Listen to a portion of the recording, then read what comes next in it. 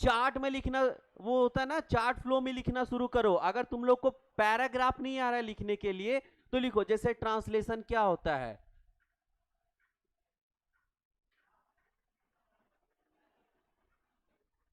तो क्या होता है, सबसे पहले लिख देंगे कि आरएनए जो है वो क्या बनाएगा, प्रोटीन बनता है इससे, उसको सर क्या बोलते हैं, ट्रांसलेशन।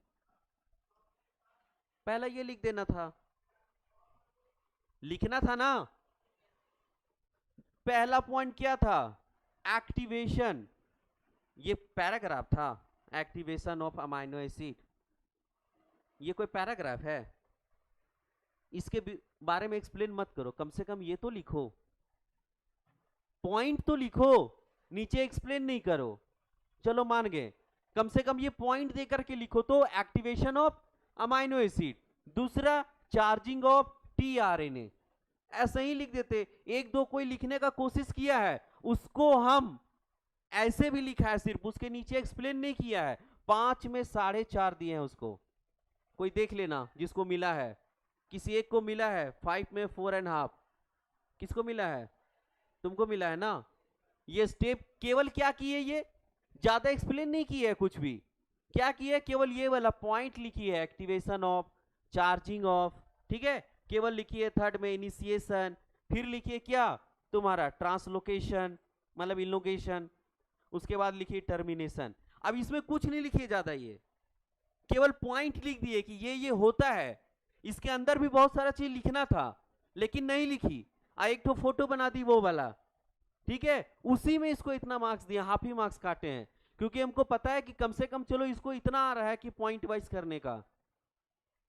भाई 5 नंबर के क्वेश्चन में 5 लाइन तो लिखोगे ना, समझे कैसे लिखना है पेपर। उसको केवल पॉइंट वाइज में समझा दो तुम, एक एक लाइन करके बस, और तुम पैराग्राफ मत लिखो, कुछ मत लिखो। और अगर तुमको एकदम नहीं आ रहा है, जैसे मान लिया कि डबल फर्टिलाइजेशन क्या होता है सर, सर हमको पता था दिमाग में लेकिन हम लिख नहीं पाए, सपोज करो हम ही, हमको अंग्रेजी नहीं आता है, सेंटेंस नहीं लिख पाए, लेकिन हम जानते हैं सर कि डबल फर्टिलाइजेशन क्या होता है। तो तुम्हारे पास ये दिमाग होना चाहिए, एक डायग्राम बनाती, एक सेल बनाती, सिनर्जिट बनाती, पहले इसको लेबलिंग करती कि इसको क्या बोलते हैं, एक सेल बोलते हैं, इसको सिनर्जिट बोल रहे हैं सर, ये पोलर न्यूक्लियाई है सर, और ये तुम्हारा एंटीपोडल है सेल। यहां से एगो घुसाती तुम ऐसे डायग्राम में, क्या पॉलन ट्यूब, पॉलन ट्यूब बता करके यहां दो ठो ऐसे बना देते, ठीक है। इसको क्या बताते, मेल गैमेट, क्या बताते, मेल गैमेट। एक मेल गैमेट को एरो से यहां पहुंचा देते, और इसको ऐसे करके कवर करके लिख देते एंडोस्पर्म, और यहां लिख देते क्या, जायगोट। तो हम नहीं समझ जाएंगे किसको आता है। पैराग्राफ लिखना जरूरी था क्या, फालतू का चीज लिखना जरूरी था क्या, उससे अच्छा इसको याद नहीं कर लेंगे हम अगर हमको आता है तो। बहुत कोई को जैक वाला को प्रॉब्लम होता है, मेरा भी प्रॉब्लम हुआ था जब हम भी शिफ्ट किए थे ना 10th से अचानक 11th में इंटर साइंस कॉलेज में, तो मेरे को भी प्रॉब्लम हुआ था। हमको केमिस्ट्री बहुत आता था, बहुत ज्यादा, लेकिन हम पहली बार क्या किए थे, फेल कर गए थे, ठीक है। केमिस्ट्री अच्छा आता था लेकिन फेल कर गए थे। जो प्रिंसिपल है वहां के, है ना, वो हमको चैम्बर में बुला के डांटे थे, क्योंकि एक्सपेक्टेशन मेरे से भी ज्यादा था उनको। तो फिर वो सिखाए थे हमको कि अगर तुमको नहीं आता है तो पेपर कैसा लिखा जाता है, ठीक है। उसके बाद उनको फॉलो किए थे, और तुम बिलीव नहीं करोगे, हम कोई फेक नहीं रहे हैं। 2500 बच्चा में मेरा 3rd रैंक आया था पूरे कॉलेज में, नेक्स्ट टाइम केमिस्ट्री में। अब कुछ नहीं किए थे, सिर्फ यही काम किए थे। उस समय बोर्ड पे लगता था मार्क्स, वहां पे पूरे कॉलेज के हर फ्लोर में टॉप 10 का लगता था, ठीक है। तो उस समय सबको वो हो गया पूरा अचानक से कि इसके पहले वाला एग्जाम में तो फेल किया था, अचानक से 3rd रैंक कैसे। तो जानना बड़ी कला नहीं है, उससे बड़ी कला है पेपर को लिखना। जानते हो वो बड़ी बात नहीं है ज्यादा, ये है कि तुम पेपर में कैसे एक्सप्रेस कर पाते हो, ये बहुत बड़ा बात है, बहुत बड़ा बात है। और यहां के लिए नहीं, तुम एमबीबीएस भी जाओगे तो वहां भी सब्जेक्टिव लिखना है, पता है ना, सब्जेक्टिव लिखते हैं हम लोग, लॉन्ग लॉन्ग क्वेश्चन लिखते हैं। एक क्वेश्चन को 10 पेज लिखते हैं। एक क्वेश्चन का आंसर कितना पेज लिखना होता है? 10 पेज। अब सोचो कोई अगर क्वेश्चन तुमको नहीं आ रहा है तो 10 पेज तुम लोग तेरी बाहों मेरी बाहों भी नहीं कर सकता है। 10 पेज तुम क्या लिखेगा तुम बताओ? 25 मार्क्स का एक क्वेश्चन होता है, लॉन्ग क्वेश्चन, समझे? तुमको अगर नहीं आए तो क्या लिखोगे? कुछ नहीं। तुम कितना कर लोगे तेरी बाहों मेरी बाहों वाला चीज? ये लिखे जा रहे हैं नहीं। तो उसमें क्या करते हैं हम लोग? फ्लो चार्ट बनाते हैं। क्या बनाते हैं? फ्लो चार्ट बनाते हैं। 3-3 लाइन छोड़ते हैं, यहां लिखे, ठीक है, तुम्हारा इरिथ्रोब्लास्टोसिस फेटालिस क्या होता है तो रेड कलर हो जाता है।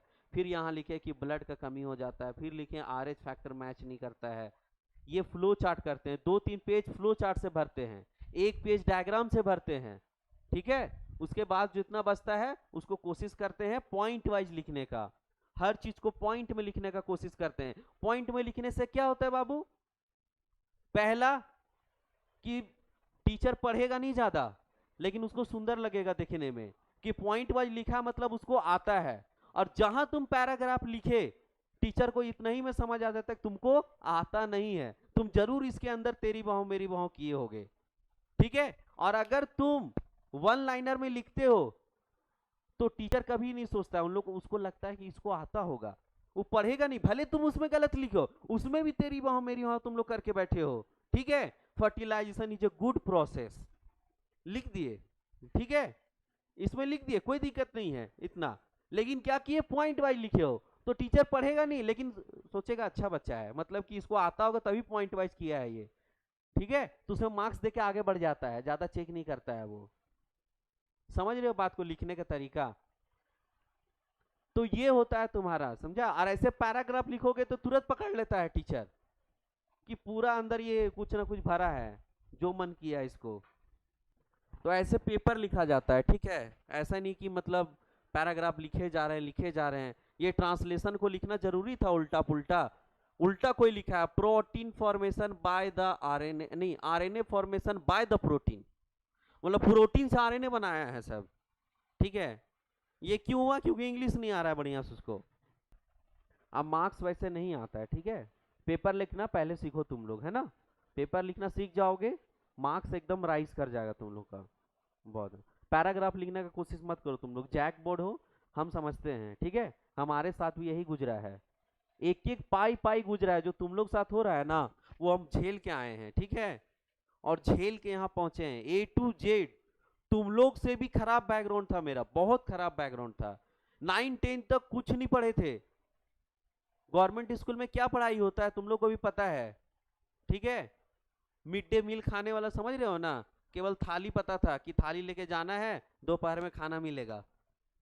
चलो बाबू देखो, पहला तो हम लोग पढ़ चुके थे थ्योरी ऑफ ए लेमार्क्स ना, यही पढ़े थे। ये बताया था क्या? लेमार्किनिज्म या तो फिर theory of inheritance of acquired character. पहला ये बताया था बाबू कि तुम्हारा क्या होता है, जो भी तुम्हारा हम लोग एक्वायर्ड करता है तुम्हारा पेरेंट्स, वो क्या होता है? बच्चा में आ जाता है। जैसे अगर तुम्हारा पेरेंट्स अगर बॉडी बिल्डर रहा तो बच्चा भी बॉडी बिल्डर पैदा लेगा, इसका कहना था। दूसरा कहना था use and disuse of organ, जो ऑर्गन का हम लोग ज्यादा यूज करेंगे वो क्या होगा? ज्यादा डेवलप हो जाएगा, ओवर डेवलप। और वो जब बच्चा होगा हमारा तो उसमें भी ओवर डेवलप होगा, ठीक है। वो जैसे हाथ यूज कर रहे तो बताए थे कि लंबा हो जाएगा हम लोग का। दूसरा डिसयूज, जिस ऑर्गन का हम लोग यूज करना छोड़ दिए वो तुम्हारा क्या हो गया? डिसअपियर हो गया ना तुम्हारा। इसीलिए उसको बोल, जैसे कि तुम्हारा क्या स्नेक का एग्जांपल लिया था कि पहले स्नेक का क्या होता था? पैर होता था, लेकिन जब से वो रेंगना शुरू किया और बिल में रहना शुरू किया घसक घसक के, तो उसका पैर क्या हो गया? गायब हो गया, ठीक है। यही था तुम्हारा लेमार्किनिज्म, यही अंकल थे। देख लो एक बार इनको, देख लिए। जिराफ वाला दिया था तुम्हारा कि पहले पौधा छोटा होता था, तो देखो बकरी जैसा, ये देख रहे हो, पहले जिराफ कैसा होता था? बकरी जैसा। इसका कहना है बकरी, देखो पहले कैसा था इसका, देख रहे हो, बकरी जैसा। फिर उसके बाद क्या हुआ? धीरे धीरे तुम्हारा बड़ा होते गया, एक टाइम आया कि नेक तुम्हारा पूरा खिंचा गया ऊपर, ठीक है। और इसको क्या बोल दिया कि ये तुम्हारा पेरेंट्स में, अब जितना भी जिराफ जो इन लोग का होता है वो कैसा होता है? लंबा नेक वाला, इसका कहना था। अब आते हैं हम लोग डार्विन पे। ठीक है, देखो डार्विन जो है ना, इसका एक बहुत अच्छा स्टोरी है कि डार्विन जो था ना, तो इसके पापा जो थे ये थोड़ा पढ़ने में कमजोर था। ठीक है, इसको ना बहुत सारा इंटरेस्टिंग था, मतलब नया चीज ढूंढने का। ठीक है, तो स्कूल में पढ़ता था तो क्या होता था, इसको मन नहीं लगता था, मार्क्स उक्स नहीं लाता था कुछ भी एकदम। तो क्या होता था इसको, मतलब कि कंप्लेन आता था बार बार, पापा घर में कंप्लेन जैसे आता है ना, तो इसका कंप्लेन आया करता था। तो क्या हुआ कि पापा एक दिन आया होगा कोई बिग कंप्लेन कि एकदम फेल किए जा रहा है, किए जा रहा है एकदम बेहुदा जैसा। ठीक है, ये तो क्या हुआ कि एक बार इसको बहुत ज्यादा डांट दिया गया। ठीक है, पापा डांट दिए होंगे ऑब्वियसली घर वाला। तो बार बार टॉर्चर होकर के ये जो डार्विन अंकल जो है ना, एक दिन क्या हुआ कि इसका दोस्त लोग जो था, वो लोग भी साइंटिस्ट था कहीं ना कहीं, तो इसका साइंटिस्ट से दोस्ती था थोड़ा बहुत, उसी स्कूल का इसका था। तो वो लोग क्या किया कि कहीं पे जा रहा था भ्रमण पे, मतलब नहीं होता है नया नया, पहले जब लोग था ना, जब इतना खोजा नहीं गया था कि भारत है ये ऑस्ट्रेलिया है, इतना नहीं पता था पहले। ये पता था कि कोई जगह है बहुत दूर दूर पे। ठीक है, जब पहले तुम लोग का पहले का सीरीज भी देखोगे, वो सब क्या नाम है सीरीज उसका, वाइकिंग्स वगैरह देखोगे, तो उसमें बताया तुम्हारा। ठीक है, उसमें होता क्या था कि लोग नया नया जगह पे जाते रहता था, मतलब क्यूरियोसिटी था कि आज हम एक नया जगह खोज के आएंगे। आज गए तो भारत खोज के आए कि एक बड़ा सा एरिया है, भारत है, बहुत अच्छा है। अगला जगह गए कोई टापू खोज कर आए, और वहां पे क्या हुआ, अलग अलग ऑर्गेनिज्म को खोजता था ये लोग कि आज नया चिड़िया देखे हम। ठीक है, जो हमारे एरिया में नहीं मिलता है। आज नया कुत्ता देखे, कुत्ता का वैरायटी देखे उस टापू पे जो हमारे यहाँ नहीं मिलता है। तो उसी तरह से इसके फ्रेंड्स लोग क्या है कि तुम्हारा उस टूर पे जा रहे थे, तो घर से ये लोग साथ में भाग गया था ये। और 6 साल तक, विश्वास नहीं करोगे, 6 साल तक ये क्या हुआ था, अपने दोस्त के साथ घूमते रहा था। किस पे, तो एक तुम्हारा नाम देखो, इसका नाम भी इसको पढ़ना है, इसको जानना है। कभी कभी नीट में ये पूछा था एक बार कि कौन से सीप पे ये तुम्हारा 6 साल घूमते रहा था। क्या नाम था सीप का, HMS बीगल। क्या नाम था, HMS बीगल। जिस सीप पे ये तुम्हारा 6 साल घूमा था, और अलग अलग तुम्हारा अलग अलग टापू पे, अलग अलग जगह पे गया था। पूरा जो डार्विनिज्म है, उसके बाद ये जब घर आया, ठीक है, तो घर आने के बाद एक ये थ्योरी दिया, जितना ये 6 साल में देखा ना, वो 6 साल को जितने अलग अलग तरह के ऑर्गेनिज्म देखा, अलग अलग जगह देखा, वो सबको देखते हुए एक ये इवोल्यूशन का थ्योरी दिया कि ऐसे हो सकता है। जितना देखा ना उसके अनुसार बोला घर में आकर के कि पापा हमको लगता है कि हम लोग इवॉल्व कर रहे हैं, धीरे धीरे बंदर से आदमी बन रहे हैं। और वो कैसे बने हमको पता चल गया। तो वो बताया क्या क्या, वो देखते हैं हम लोग कि क्या क्या ये देखा 6 साल में। It is based on the observation during a sea voyage in a sail ship called the HMS Beagle.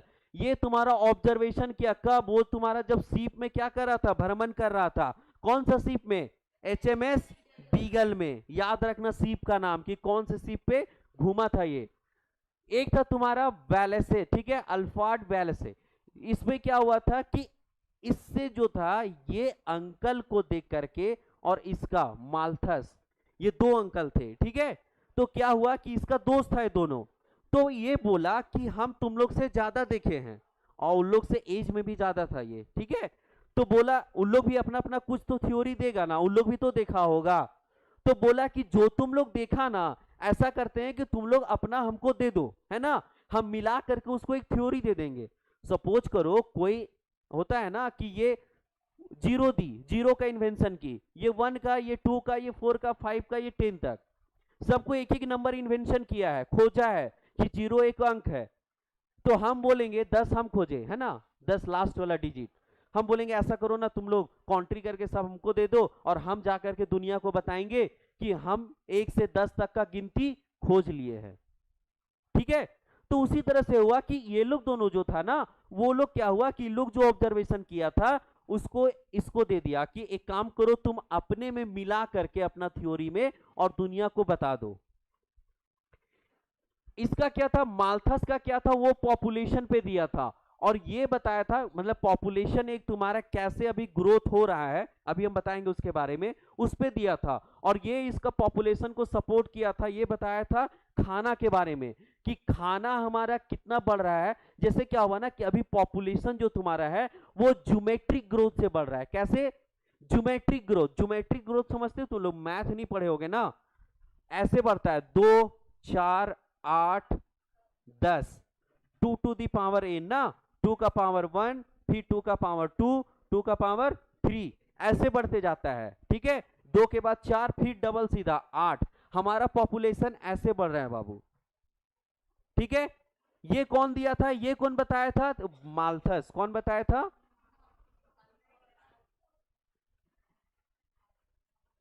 ये अंकल बताए थे। क्या बताए थे? कि 2 से 4 होता है, 4 से 8, 8 से 10। ये मेरा किसका ग्रोथ है? पॉपुलेशन का। जैसे भी हमारा इंडिया चाइना से निकल गया ना, ऊपर बाहर निकल गया ना, वो इसका यही रीजन है कि हमारा जो ग्रोथ हो रहा है पॉपुलेशन का, वो एक ज्योमेट्रिक ग्रोथ है। कैसा ग्रोथ है? अभी लिखवाएंगे इसको हम। एक ज्योमेट्रिक ग्रोथ है, हर दिन डबल हो जाता है, 2 से 4, 4 से 8। लेकिन हमारा अर्थ पे जो खाना है बाबू, क्या खाना जो पॉपुलेशन के लिए है, जो पॉपुलेशन लोग खाता है हम लोग का खाना, वो तुम्हारा उसका ग्रोथ जो हो रहा है अर्थमेटिक ग्रोथ हो रहा है। कैसा? Arithmetic growth. अर्थमेटिक ग्रोथ का मतलब कैसे? 1 से 2 हुआ, 2 से 3 हुआ, 3 से 4 हुआ, 4 से 5 हुआ। तो देख रहे हो खाना का प्रोडक्शन किसान कैसे उपजा रहा है, 1 से 2, 2 से 3, 4, 5 ऐसे बढ़ रहा है खाना। लेकिन पॉपुलेशन कैसा बढ़ रहा है? जस्ट डबल हो जाता है ना। सीधा 2 से 4, 4 से 8। अब बताओ यहाँ 2 लोग था तो एक खाना था, 3 लोग खा लिया, सपोज करो। अब कितना हो गया? 4 में 2 है, फिर सीधा 8 में फिर कितना हो गया? देखो तो कम होते जा रहा है खाना। पहले एक रोटी में कितना लोग बांट के खा रहा था? 2 लोग। फिर 2 रोटी में कितना लोग? चलो ठीक है, फिर भी आधा आधा मिलेगा सबको। अब बताओ यहाँ 3 रोटी में कितना लोग है? खा पाएगा अच्छे से? आगे देखो तो 4 रोटी में कितना हो गया? एक टाइम आएगा कि एक रोटी में बहुत सारे लोग बढ़ जाएंगे, जिसको एकदम टुकड़ा टुकड़ा करके खाना होगा। तो ऐसे जिंदा रहेगा लोग? नहीं रहेगा। तो क्या करना होगा? अगर ऐसे जिंदा नहीं रहेगा, क्योंकि हमारा खाना ऐसे है और हमारा पॉपुलेशन ऐसे है ना, पहले दो, एक रोटी में 2 लोग, 2 रोटी में 4 लोग, फिर एक टाइम है कि 3 रोटी में कितना लोग हो गया? 8 लोग। इतना ज्यादा पॉपुलेशन हो गया, अब आधा रोटी भी नहीं मिलेगा पॉपुलेशन को। तो क्या करना होगा बाबू? पॉपुलेशन को कम करना होगा। तो पॉपुलेशन तो ऐसे तो कम हो नहीं रहा है, तो क्या कर रहे हैं लोग? स्ट्रगल करेगा, एक दूसरे से लड़ाई करेगा खाना के लिए, करेगा ना। एक रोटी फेंकेंगे और 8 लोग आएगा, ठीक है, उसको खाने के लिए, तो लड़ाई होगा कि नहीं? अब जिसको भूख लगा रहेगा बहुत ज्यादा, देखते हो जब मूवी वगैरह में जो गरीब लोग रहता है तो कैसे खाना को लूट के खाता है, क्योंकि उन लोग को भूख लगा रहता है, खाना नहीं मिलता है। तो वही चीज है यहाँ कि तुम मान लीजिए एक रोटी फेंकोगे और 8 लोग उसके लिए है, तो भूख तो अब इसलिए लगा उन लोग को, तो सब लूट के खाएगा ना। और लूटने के चक्कर में पहले क्या करेगा? एक दूसरे को मारेगा, मारेगा ना। खाने के लिए क्या होगा? उसको बोलते हैं कंपटीशन। क्या बोलते हैं? जैसे तुम लोग 600 सीट के लिए 30,000 लोग झारखंड में लड़ रहे हो एमबीबीएस के लिए, ठीक है, तो क्या कर रहे हो? तुम लोग कंपटीशन कर रहे हो, कर ही रहे हो ना, सबको पीछे करके कि नहीं मेरी बगल वाली को नहीं निकलना चाहिए, तभी मेरा निकलेगा, क्योंकि उसका सीट हमको लेना है। समझे? तो क्या होगा इसमें? पॉपुलेशन में क्या होगा? तुम्हारा कंपटीशन होगा। ठीक है, अब कंपटीशन कितना टाइप का होता है? 2 तरह का होता है।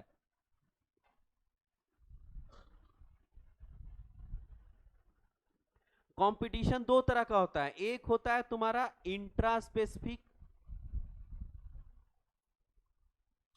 इंट्रा स्पीसीज, और एक होता है तुम्हारा इंटर स्पीसीज। देखो इंट्रा और इंटर, इसको लिखवाएंगे उधर हम। देखो इंट्रा और इंटर कहने का मतलब क्या है? एक हुआ, एक खाना था बाबू, जैसे कि मान लिया जाए, सपोज करो एक रोटी ही है, ठीक है, समझो इसको थोड़ा अच्छे से, एग्जाम्पल समझो। जैसे एक रोटी है बाबू, अब एक तुम है खड़ा और बगल में एक सांप है खड़ा, ठीक है, क्या हुआ बाबू तुमको? क्या हो रहा है? माथा दर्द कर रहा है, जाओ फेस धो के आओ, जाओ, अच्छा लगेगा। एक रोटी है बाबू, ठीक है, अब एक रोटी है तुम्हारे पास और तुम खड़ा है और एक कुत्ता खड़ा है, सपोज करो, है ना, एक तुम खड़ा और एक कुत्ता खड़ा है, तो रोटी तो दोनों खाता है, कुत्ता को भी चाहिए रोटी और तुमको भी चाहिए, तो तुम लोग दोनों लड़ाई करोगे। कुत्ता बहुत दिन से भूखा है, तुम उसके सामने रोटी खा रहे हो, तो कोशिश करेगा तुमसे छीन के खाने का, वो करेगा कि नहीं? लेकिन तुम्हारा स्पीसीज अलग है और उसका स्पीसीज अलग है कि नहीं? तुम आदमी में हो और वो कुत्ता में, लेकिन खाना दोनों का सेम है, रोटी तुम भी खाते हो, रोटी कुत्ता भी खाता है, उसका भी पेट रोटी से ही भरेगा, समझ रहे हो? तो इसको बोलते हैं हम लोग इंटर स्पीसीज। क्या बोलते हैं? Inter species. जब फूड जो हो दोनों स्पीसीज के लिए क्या हो? सेम हो, उसको क्या बोलेंगे? Inter species. समझ में आया ये पॉइंट? अब आगे आते हैं, अब बोलते हैं इंट्रा स्पीसीज। अब एक रोटी ही है, हमारे सामने एक सांप है और एक आदमी है दूसरा खड़ा, तो रोटी के लिए कौन लड़ेगा? वो आदमी और सांप? सांप रोटी खाता है क्या? नहीं, तो हमसे कौन लड़ेगा? आदमी। एक आदमी दूसरे आदमी से लड़ेगा रोटी के लिए, है ना? तो इसको बोलते हैं इंट्रा स्पीसीज। क्या बोलते हैं? इंट्रा, सेम स्पीसीज में लड़ाई, उसको क्या बोलते हैं? इंट्रा। जब फूड जो हो वो एक स्पीसीज के लिए सेम हो, है ना, अलग अलग स्पीसीज के लिए नहीं हो। जब एक फूड अलग अलग स्पीसीज के लिए अलग अलग हो, है ना, जैसे सांप के लिए रोटी नहीं होता है, आदमी रोटी खाता है ना केवल, सांप तुमसे लड़ने नहीं आएगा, रोटी दे दो, या तो ऐसे डंक नहीं मारेगा रोटी के लिए तुमको कभी भी, उसको ब्लड चाहिए या तो फिर जो चाहिए, दूध चाहिए वगैरह वगैरह, है ना, लेकिन रोटी तो नहीं चाहिए। तो रोटी के लिए तुम्हारा आदमी ही लड़ेगा तुमसे, वो नहीं लड़ेगा, है ना। तो ये कौन बताया था? ये सब जो तुम्हारा है डार्विन बताए थे। किनको इन्फ्लुएंस होके? किससे? माल्थस से तुम्हारे, है ना, ये बताए थे। माल्थस का केवल ये काम था कि ये बता देना कि सुनिए ना डार्विन सर, पॉपुलेशन जो हमारा है ना ऐसे बढ़ रहा है सर पृथ्वी पे, और जो हमारा खाना है सर पृथ्वी पे ऐसे बढ़ रहा है। तब वो निकाला तुम्हारा नेचुरल सिलेक्शन, या तो फिर बोलते हैं स्ट्रगल ऑफ एग्जिस्टेंस, है ना, तुमको स्ट्रगल करके जिंदा रहना होगा, एक दूसरे को मार करके जिंदा रहना होगा, क्योंकि खाना भी तो खाना है। अगर इतना लोग जिंदा रहोगे तो एक रोटी में क्या होगा? सब मर जाओगे। तो कोशिश करता है सब कि सबको मार दे, हम जिंदा रहें, एक रोटी हम खा के जिंदा रह जाएंगे, उसके लिए तुमको मारना होगा सबको। ये समझ में आया? देखो डार्विन थ्योरी और क्या है। Darwin is based on two key concept. पहला ब्रांचिंग डिसेंट। ब्रांचिंग डिसेंट में क्या हुआ तुम्हारे? Explain that all organism are modified descendant of the previous life form. जो तुम्हारा एक फोटो दिया हुआ है एनसीईआरटी में, निकालो। देखो पहला तो एक तुम्हारा दिया है जितना प्लांट का एक जगह पे दिया है, प्लांट वाला देखो, ठीक है। तो ये तरह तरह के प्लांट को जाके देखा अलग अलग टापू पे। अपना जो है ना HMS बीगल जो सीप था, उससे गया अलग अलग जगह पे और अलग अलग तरह के प्लांट को देखा पहले। तो बोला कि प्लांट का ब्रांचिंग डिसेंट दिख रहा है, इसको बोलते हैं हम लोग ब्रांचिंग डिसेंट, है ना। देखो कैसे कैसे ब्रांच के जैसा। सबसे पहले कौन आया था तुम्हारा? देखो क्लोरोफाइट एंसेस्टर था सबसे पहले, उसके बाद क्या आया? ट्रैक्योफाइट्स, उसके बाद तुम्हारा राइनोटाइप प्लांट, उसके बाद सीलोफाइटोन ना तुम्हारा, सीलोफाइटोन। उसके बाद देखो सबसे कौन कौन कहां से इवॉल्व किया है। देखो तुम्हारा क्लोरोफाइट से इन्वॉल्व किया है ब्रायोफाइटा। क्या किया है? ब्रायोफाइटा। मतलब क्लोरोफाइट के बाद तुम्हारा क्या बना होगा? ब्रायोफाइटा। देखो ऊपर गया ब्रांच एक। देखो तो एक ट्री जैसा नहीं लग रहा तुमको कि एक तुम्हारा ये तुम्हारा स्टेम है चार ठो और उससे क्या निकला हुआ है? ब्रांच निकला हुआ है। इसी को क्या बोलते हैं हम लोग? ब्रांचिंग, है ना। वो फोटो अलग बनाया अपना, है ना, उसमें तो वही हुआ तुम्हारा क्या? ब्रांचिंग डिसेंट दिखाया तुम्हारा। उसके बाद देखो तो तुम्हारा बाबू कि ये हर्बेरियस लोकोपाइट्स या तो आर्बोरेशन लाइकोपोड्स कहां से आया तुम्हारा? ट्रैक्योफाइट एंसेस्टर और राइनोटाइप प्लांट के बीच से निकला है। देखो तो अगला देखो, एंजियोस्पर्म कहां से डेवलप हुआ है, बताओ देख करके, फोटो देखो, एंजियोस्पर्म कहां से डेवलप हुआ है, सीलोफाइटोन से। किससे? सीलोफाइटोन से एंजियोस्पर्म बना। देखो सीलोफाइटोन से पहले क्या बना होगा, प्रोजिम्नोस्पर्म, उसके बाद सीड फॉर्म्स बना, उससे दो ब्रांच निकला, एगो साइकेट्स चल गया और एगो डाइकोटिलिडन्स। और देखो तो सबसे ऊपर क्या है, मोनोकोटिलिडन या डाइकोटिलिडन। मतलब आज के बाद तुम लोग को अगर पूछेगा कि एंजियोस्पर्म में कौन ज्यादा डेवलप है, मोनोकोटिलिडन की डाइकोटिलिडन? मोनोकोटिलिडन। देख के समझ आया कि सबसे एडवांस क्या है तुम्हारा, मोनोकोटिलिडन तुम्हारा, ठीक है। इधर और सबसे ऊपर जो है वो एडवांस में है। ये देखो तुम्हारा जो ईरा आया था, ईरा को हम लोग अलग से लिखेंगे, अभी केवल ब्रांचिंग डिसेंट तुमको समझा रहे। तो ये सब क्या हुआ ना कि जा करके वो तुम्हारा डार्विन देखा था अलग अलग टापू पे जा करके। उसके बाद ये वाला देखो, ये था तुम्हारा, वो था प्लांट का।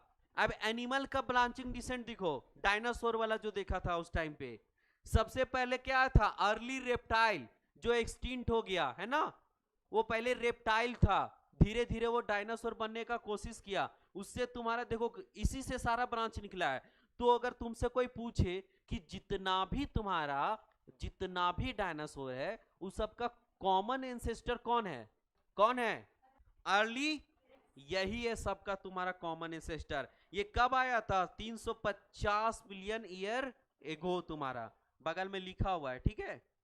देखो 350 लिखा हुआ है ना, ये मिलियन ईयर एगो है, ठीक, ठीक है। कौन कब आया, देखो सबसे पहले जीरो, अभी हमारे पास क्या है, देखो तो 0 मिलियन में अभी जब हम लोग खड़े हैं यहाँ पे, तो अभी तुमको क्या क्या मिलता है, स्नेक्स मिलता है, क्रोकोडाइल मिलता है, बर्ड्स मिलता है, ये सब मिलता है ना, कछुआ वगैरह। तो ये इसको क्या लिखा है, जीरो, 0 मिलियन ईयर अगो, मतलब अभी का बात कर रहा है। 350 मिलियन ईयर अगो पहले क्या था बाबू, देखो इसमें अर्ली लेप्टाइल्स। उसके बाद 300 मिलियन ईयर अगो पहले क्या क्या आया, सिनैप्सीड्स ना। उसके बाद क्या आया तुम्हारा, सौरपसीड, ठीक है। उससे तुम्हारा क्या बना, तो पेलियोसोरस, क्या बना, पैलिकोसोरस, ठीक है, पैलिकोसोरस बना। पैलिकोसोरस से क्या बना, थीकोडोंट, क्या बना, देखो जो जो एक्सटिंक्ट हो गया लिख दिया ब्रैकेट में, ये एक्सटिंक्ट हो चुका है, ठीक है। उसके बाद आया कौन, थेराप्सीड्स, ठीक है, ये भी एक्सटिंक्ट हो चुका है। इसके बाद क्या आया तुम्हारा, 50 मिलियन ईयर अगो पहले क्या आया था, डायनासोर, वो भी क्या होगा। और अभी हम लोग के पास क्या देखने को मिलता है, लिजार्ड हो गया, टर्टल हो गया, यही ना। तो ऐसे ऐसे बताया कि इस तरह से इवोल्यूशन हुआ था, प्लांट का ऐसे हुआ और एनिमल का ऐसे हुआ, है ना। वो जाकर के देखा अलग अलग जगह पे कि कहीं उसको मान लिया जाए कि ये मिल रहा है, ठीक है, मतलब अर्ली रेप्टाइल मिल रहा है, तो उससे कोई बड़ा जानवर मिल रहा है, ठीक है। इस तरह से वो कोशिश किया था। अच्छा एगो बीक वाला भी देखा था, अभी बताएंगे, जिसका पहले फोटो आ जाओ। ये जो है ना, variety of beaks finches that Darwin found in the Galapagos island. देखो ग्लैपागोस आइलैंड पे गया था, एक स्पेशल टापू पे गया था, वहां पे देखो ऐसा क्या हुआ था, देखो उसके नीचे लिखा हुआ है डार्विन का। इसमें क्या हुआ था बाबू, कि खाना पहले क्या था ना तुम्हारा, कि छोटा छोटा होता था खाना ना, पहले लोग नीचे मिल जाता था टुकड़ा, तो वो चोंच क्या होता था पंछी का, छोटा होता था ना। उसके बाद धीरे धीरे खाना जैसे जैसे चेंज हुआ, किसी को क्या हुआ, किसी को पेड़ पे खाना मिलने लगा, नीचे खत्म हो गया ना खाना। एक टाइम होता था जब चिड़िया को नीचे खाना मिल जाता था, ठीक है, तो उसका चोंच उतना नहीं लंबा हुआ था कि ऊपर जाए और पेड़ खोद कर खाए या फल खोद कर खाए, नीचे उसको क्या होता था, खाना मिल जाता था। अब एक टाइम हुआ कि चिड़िया का पॉपुलेशन बढ़ गया, तो नीचे का खाना खत्म हो गया, अब उसको पेड़ पे चढ़ के और उस फल को मार मार के उसको खाना है, ठीक है।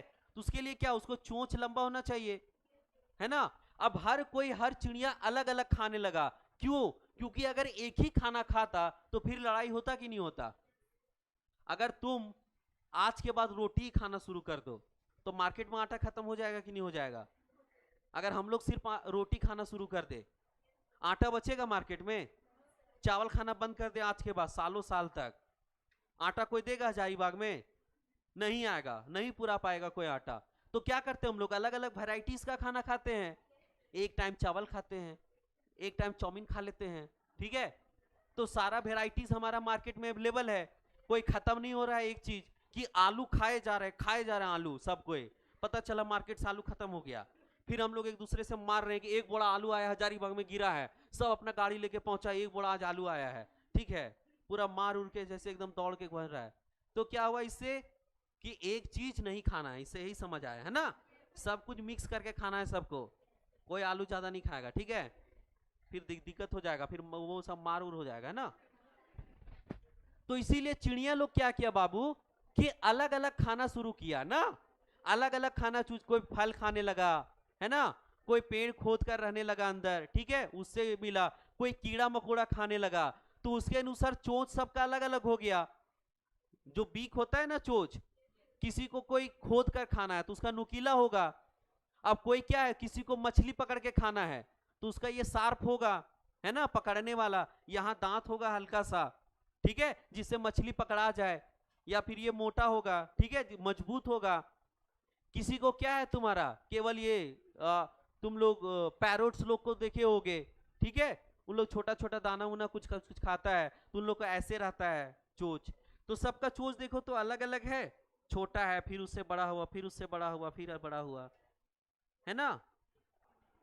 देखो इसमें लिखा है ही रियलाइज दैट, वहां पे जाने के बाद ये रियलाइज किया कि were many varieties of finches, क्या हुआ, बहुत सारे वेराइटीज का फिंचेज मिला, इसको बोलते हैं फिंचेज। इस पंछी का नाम क्या था, फिंचेज नाम था।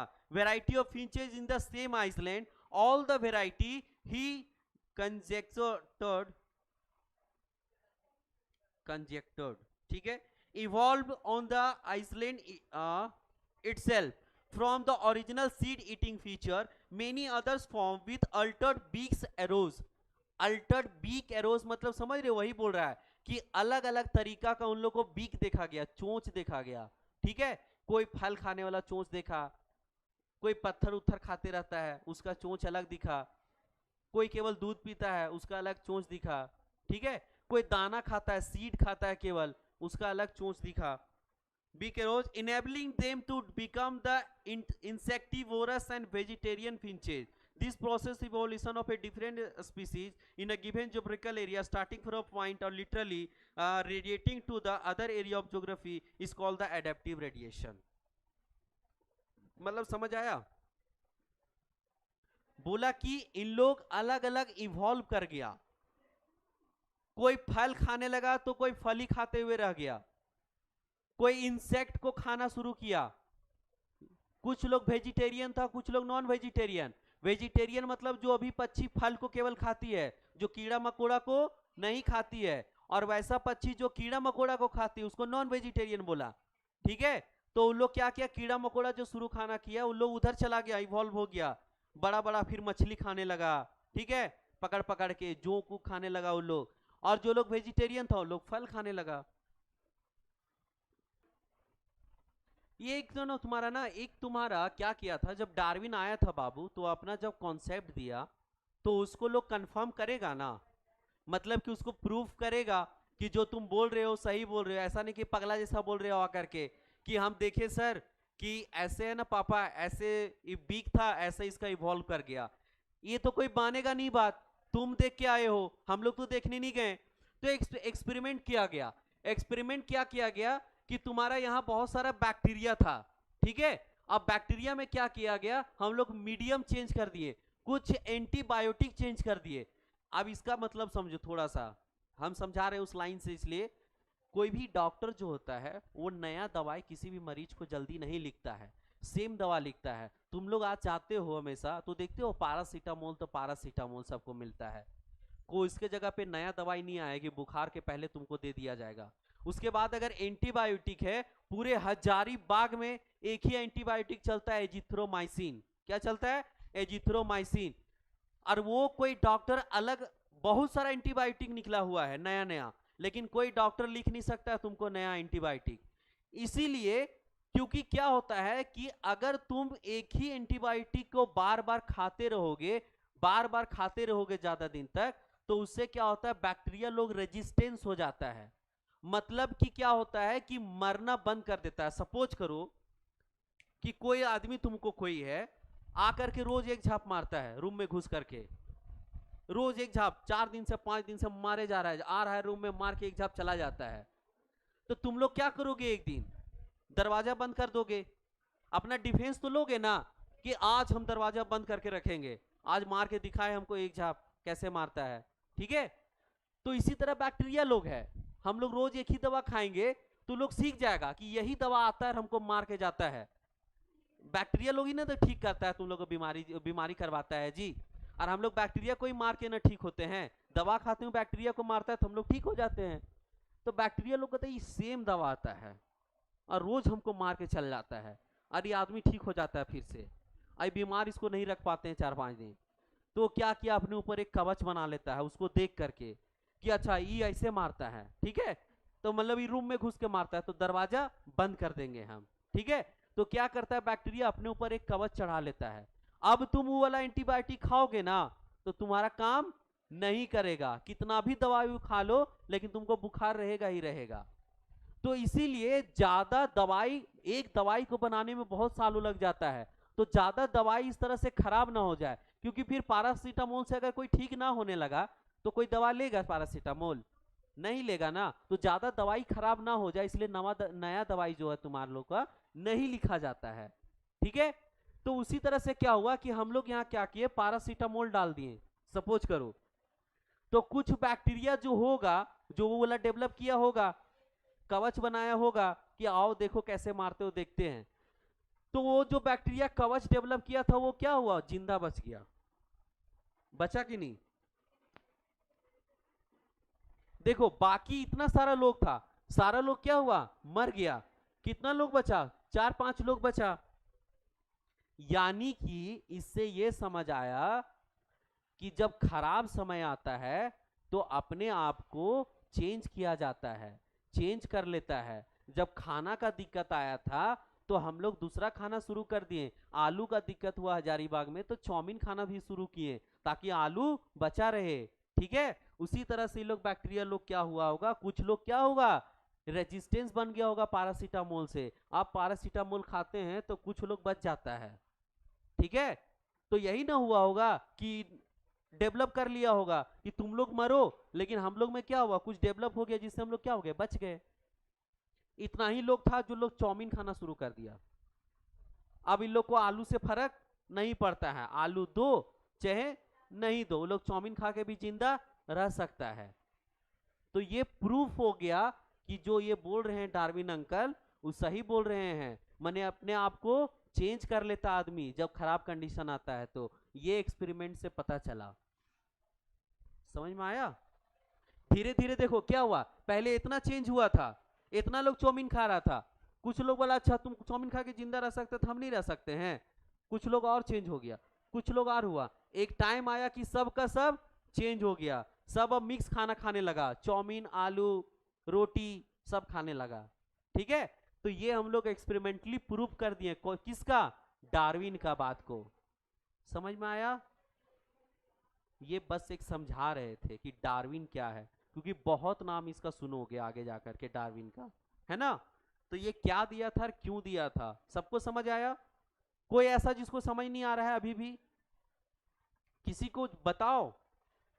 अब इतने सारे कंक्लूजन देख करके, इतना सारा जो तुम लोग को समझाए हम अभी तक, उससे ये जो जितना समझाया उससे एक कंक्लूजन निकला और एक थ्योरी बन के बाहर आया। उस थ्योरी का नाम क्या है, क्या नाम है, नेचुरल सिलेक्शन, है ना। मतलब बाबू तुमको नेचर सेलेक्ट करेगा, जो अच्छा रहता है उसी को नेचर सेलेक्ट करता है। जो वीक रहा, मान लिया जाए कि हमारे सामने ये लड़की रहे और हम रहे, हमको खाना भी नहीं मिला 10 दिन से, इसको भी नहीं मिला है, ठीक है, और एक ही रोटी आया है, तो ये हमसे लड़के खा लेगी? पॉसिबल है ऐसा कि हमसे लड़के खा लेगी? यानी ये वीक है, हमसे वीक है। तो नेचर किसको सेलेक्ट करेगा, हमको कि इसको? हमको सेलेक्ट करेगा। नेचर जान रहा है कि इसको मार के तो कभी भी खा जाएगा ये रोटी, है ना। तो हम फिट हैं, क्यों है, हम फिट हैं, बॉडी है, ठीक है, हमारे पास स्ट्रांग है, यानी कि हमको नेचर क्या करेगा, सेलेक्ट करेगा। नेचर उसी को सेलेक्ट करता है जो फिट होता है, स्ट्रांग होता है ना, तो उसको नेचर सेलेक्ट कर लेता है। इसी थ्योरी को क्या बोलते हैं हम लोग? नेचुरल सिलेक्शन बोलते हैं। समझ आया? अब इसमें क्या था तुम्हारा, बहुत सारा था, क्या क्या नेचुरल सिलेक्शन में आता है, क्यों नेचुरल सिलेक्शन होता है किसी का। सबसे पहला तो हेरिटेबल माइनर वेरिएशन, धीरे धीरे वेरिएशन आता है सब में, कोई धीरे धीरे अच्छा बनना शुरू होता है। मान ली नीट को सेलेक्ट करना है, नीट सिलेक्शन मतलब नेचुरल सिलेक्शन, दिमाग में बैठाओ।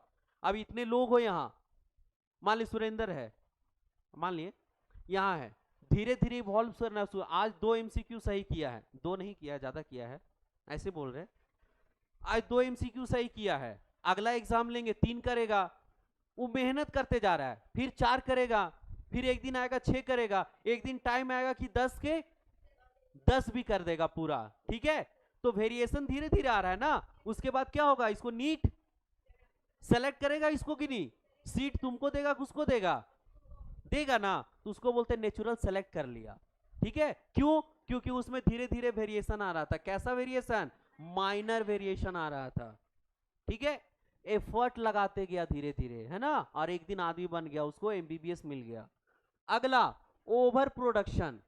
ओवर प्रोडक्शन मतलब कि हमारा जो है पॉपुलेशन बहुत ओवर प्रोडक्शन हो रहा है ना, एकदम हुए जा रहा है, पॉपुलेशन बढ़ते जा रहा है, लेकिन तुम्हारा जो रिसोर्स है यानी कि खाना जो कैसा है, लिमिटेड है। कहां? नेचर में। ठीक है, तो नेचुरल सिलेक्शन होगा कि नहीं? नेचर को सेलेक्ट करना होगा ना, कि इतना ही लोग को जिंदा रखो, इतना ही लोग को खाना दो, नहीं तो इन लोग अपने में लड़के मर जाएगा। ठीक है, उसके बाद क्या है? स्ट्रगल ऑफ, देखो भेड़िया है, अब एक खाना मिला होगा इन लोग को, ठीक है, देखो कैसे कुत्ता की तरह लड़ रहे हैं लोग खाने के लिए। ठीक है, अब इन लोग लड़ के जो बचेगा वो खाएगा, यानी स्ट्रगल किया, उसके बाद उसका क्या हुआ, एग्जिस्ट किया वहां पे, स्ट्रगल करके, लड़ाई करके, मारा काटी करके, समझ रहे हो, तब खाना खाया है एक दिन का, उसको बोलते हैं स्ट्रगल ऑफ। उसके बाद है सर्वाइवल ऑफ द फिटेस्ट, जो खाना खाया वो क्या हुआ, सरवाइव कर गया, यहाँ पे पृथ्वी पे क्या हुआ, सरवाइव कर गया। क्यों? क्योंकि वो उसका एग्जिस्टेंस हो गया, समझ रहे हो, खाना मिल गया, वो लड़ के खा लिया खाना, अब वो सरवाइव करेगा, लंबा टाइम तक जिएगा वो यहाँ पे पृथ्वी पे। तो ये समझ आया पॉइंट्स? चलो इसको लिख लो, पहले यहां से लिखना शुरू, इसको छोड़ देना, ये केवल एक्सपेरिमेंट है, HMS बीगल करना, ये वहीं तक लिखना, वो बैक्टीरिया वाला नहीं लिखना। ठीक है, एक्सपेरिमेंट, बैक्टीरिया के नीचे जो ब्रांचिंग डिसेंट है वहीं तक लिखोगे, है ना, और वो जो पॉइंट था 5 पॉइंट इधर वाला वो लिखोगे, उससे ज्यादा नहीं लिखोगे।